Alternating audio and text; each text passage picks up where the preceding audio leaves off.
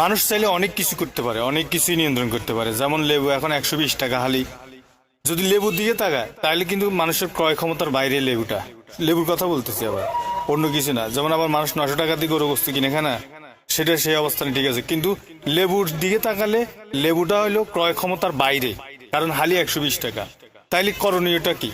রোজা রাখাটা ফরজ, কিন্তু লেবু খাওয়াটা ফরজ না, লেবু বয়কট।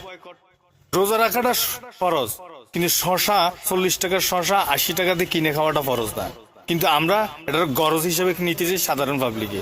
এটা যেহেতু ফরজ না, এটা বয়কট। শশা লেবু ছাড়া কি ইফতার হয় না? হবে, অবশ্যই হবে।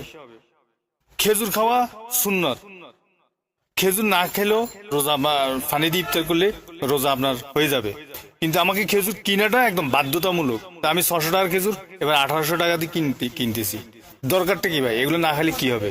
সোজা সাপটা কথা, ফ্রেশ হিসাব।